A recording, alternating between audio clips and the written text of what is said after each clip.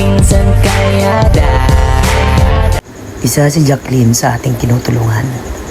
At dito natin mapapatunayan na hindi hadlang ang kahirapan para maabot ang pangarap.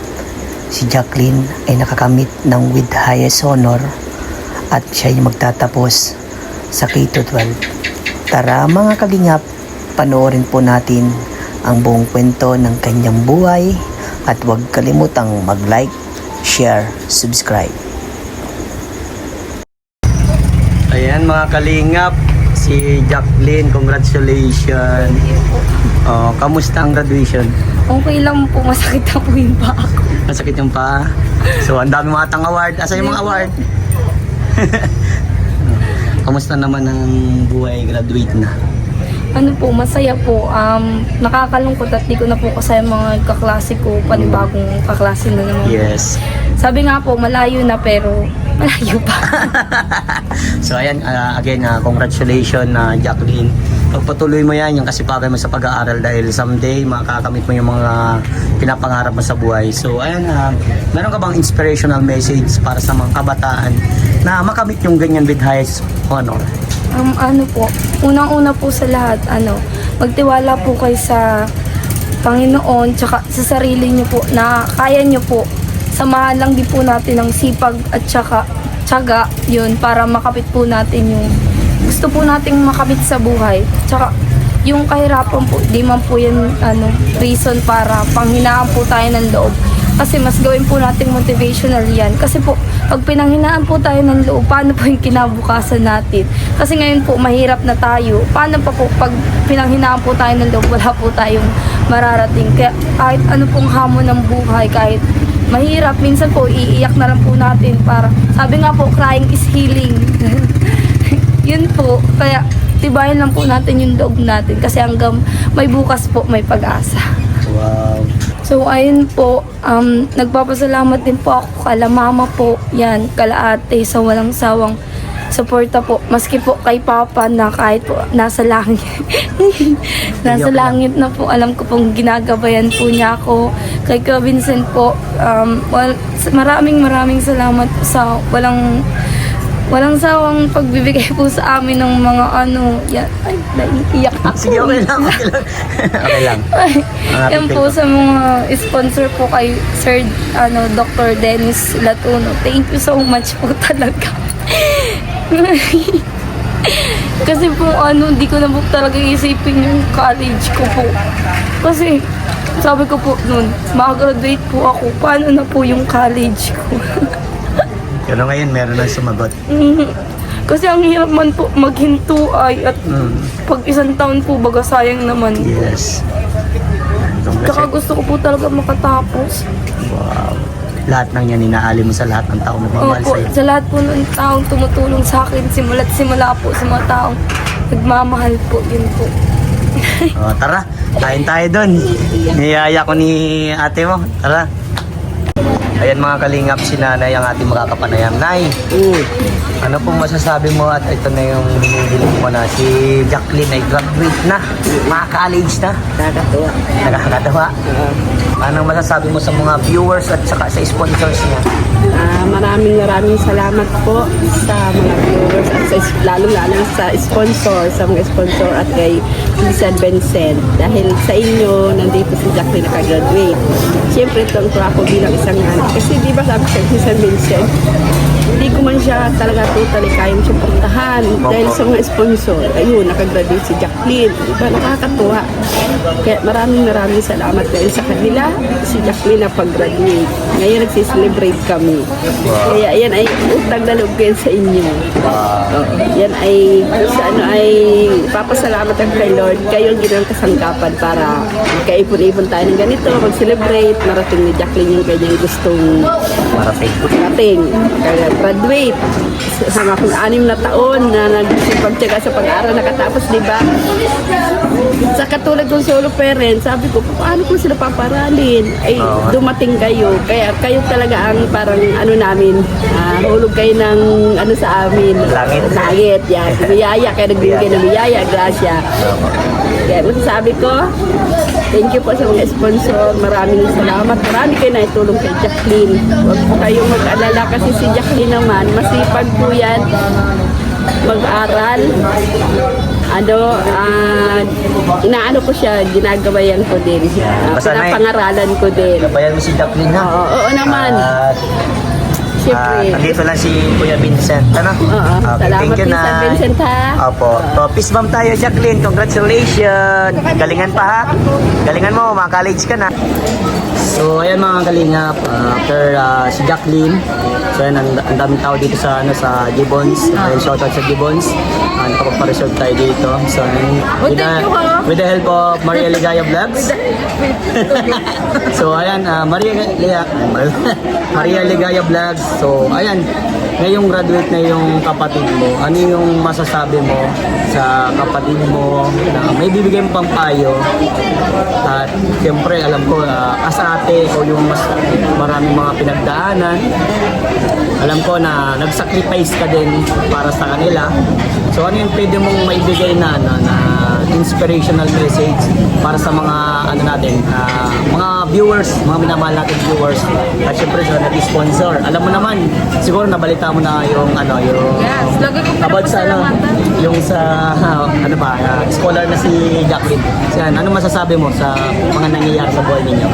So, yun nga, unang-una po, talaga, unang-una nagpapasalamat po kay Lord kasi yun nga, nagkasama tayo sa vlogging Yes. mula noon hanggang ngayon, di ba? Paano tayo nag-umpisa at hanggang ngayon na maraming pagsubok, may success, magkasama pa rin tayo. Thanks bro. Yeah, you're welcome. At maraming salamat din po kasi nung unang na-vlog talaga ni Vincent si Jacqueline. Hindi ko rin nakalain na magpa-viral, ganun. Tapos madami mag-sponsor, lalong-lalo na nga sila, Dr. Dennis Latuno, Sir Enrique Perez, yan talaga yung talagang solid na talagang nag-sponsor po kay Jacqueline mula noon hanggang ngayon. Pero nagpapasalamat pa rin po ako sa mga iba pa pong naging sponsor ni Jacqueline. Hindi ko nga kalain bro na mag-aabot ng halos 2 years na ata, 1 year. Lampas na Oo, siguro. na tinutulungan din. Pagka fourth year, first year, at saka siya, yun. Oo, diba? Magkatato na. Oo, diba? Kaya sobrang salamat po talaga sa inyong lahat. Kay Vincent, sa mga sponsors, sa viewers, at syempre po sa Team Kalinga. Alam niyo po talagang mula noon, malaki na rin po yung pinagbago hanggang ngayon. Naalala ko dati nung nasa New One pa ako, sabi mo, Ligaya, bakit ayaw mo mag-resign sa New One, sa trabaho mo? Ayaw mo pa bang mag-vlog? Ganyan. Sabi ko, gusto ko na. Kaso nga, may pumipigil sa akin. Tapos hanggang sa nag-open up ako sa'yo, di ba? Nasabi ko, ayoko kasi bro umalis ng trabaho ko na yung kapatid ko hindi ko masusupport. Tapos doon na natin naisip na sabi mo, ano ba yung umaano sa'yo, gumugulo sa'yo, pumipigil sa'yo sa pagbablog. Yes. Tapos yun nga, nag-open up ako sa'yo, nasabi ko, bro, yung kapatid ko kasi nag-aaral yun, natalino yun. Siyempre, wala na akong tata. Yung nanay ko naman, nagtitinda lang. So, sapat lang yung kinikita. Kailangan ni mama ng tulong. So, thank you talaga sa'yo kasi nag-offer ka din na i-vlog ko.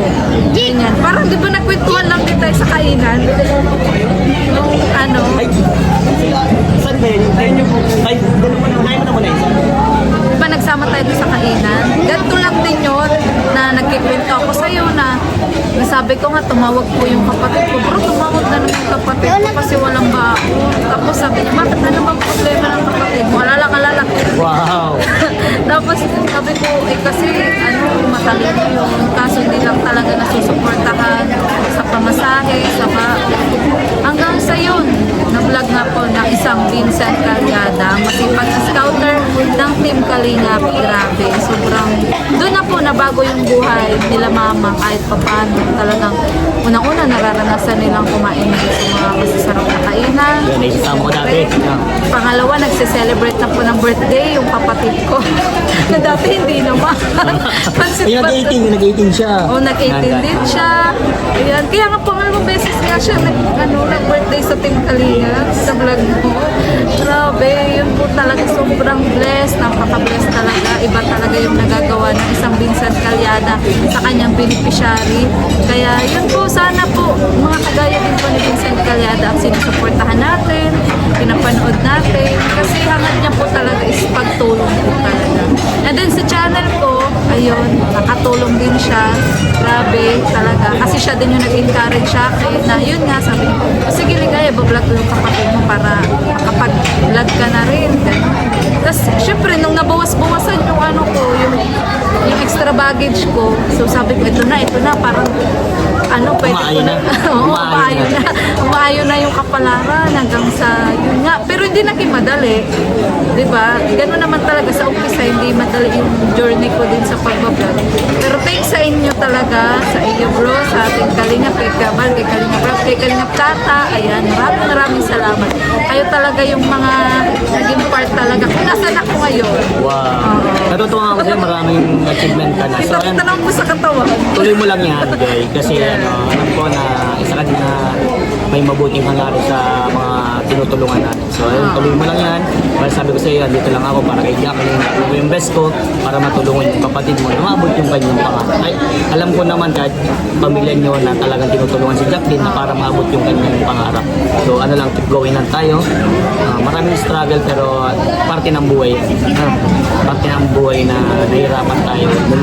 Sabi nga, pag tayo nahihirapan, darating din doon ka tumatatag at magiging successful ka balang araw. So, ayan, thank you, Joy. Sana nga, maging gaya mo rin ako, lalaki ng pabahay. Darating din yan soon. Sana. Ay, shoutout po talaga. Sobrang thank you po talaga kay Doc Dennis Latuno kasi hindi po talaga siya nag-give up sa kapatid ko na makatapos ng pag-aaral. Kasi scholar, Bagay, ano? oo na, hindi na siya kailangang mag-exam pa o ano, para makapasa, diba? Pero huwag ka mag-alala bro kasi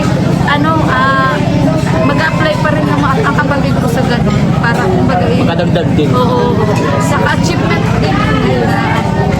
So, ayan, Jacqueline, kung mapapanood mo itong vlog na to, isa lang masasabi ni Kuya Vincent at isa lang laging pinapayo ko sa iyo, magkaroon ka lagi ng takot sa ating Panginoon. At saka, lahat yan, lahat ng paghihirap mo, magiging successful ka din balang araw. Tiyaga lang, ipagatiyaga lang ay lahat ng tao doon na sisimula sa lahat ng pinaghihirapan. Kaya gawin mo motivation ng kahirapan, hindi lang kahirapan para maabot ang pangarap. Dr. Dennis Latuno, ako po ay nagpapasalamat sa iyo ng kaus-puso dahil ang pinsan ko na si Jacqueline, pinsan ko kasi si Maria Ligaya Vlogs. So ayan, isa din po sa natulungan mo. Kapatid ko din, tutulungan niya din para maging Diba? maging Alam niyo po edtech. kasi kami ni Vincent, breadwinner ba? Hindi pwedeng sarili lang natin isipin natin. Yun po. So ayan, para sa amin, yung mga mararating ng aming mga kapatid ay proud na kami dahil isa kami Kasi sa naging hindi man yan para sa atin, Yeah. para sa kanila. Yes. Yung makita natin tumayo sila sa sarili din nilang paabalang araw. Napakalaking po yun, achievement natin, di ba? So ayan, Joy, galingan mo pa. At God bless po sa lahat mga kalingap. Bye-bye na po. Bye-bye!